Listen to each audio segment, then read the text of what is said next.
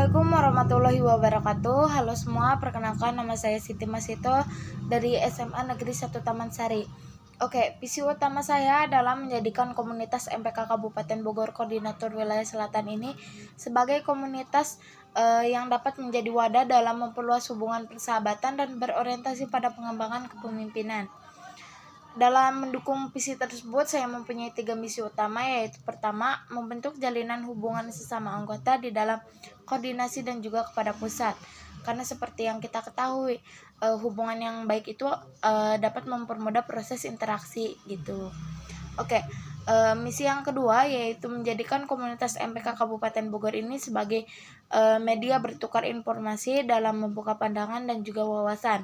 Jadi pada prosesnya itu kita bisa saling bertukar cerita mengenai MPK, sehingga yang belum tahu menjadi tahu gitu, yang belum paham juga menjadi paham. Misi yang terakhir yaitu misi yang ketiga, menyongkong eksistensi komunitas dengan event yang sederhana.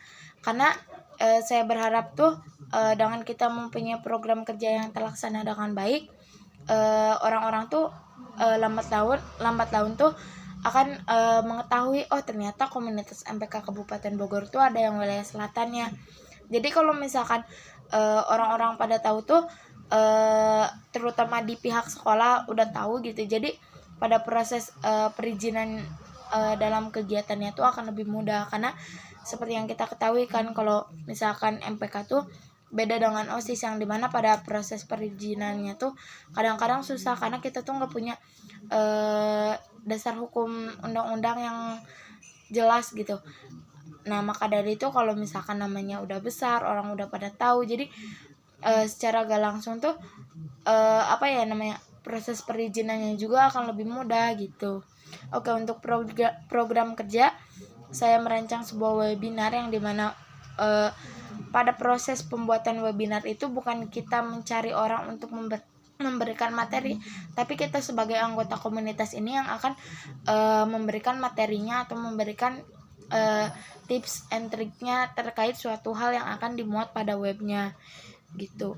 Alasan mengapa teman-teman harus pilih saya, yang pertama, bisa ditinjau dari visi misi dan program kerja yang saya buat.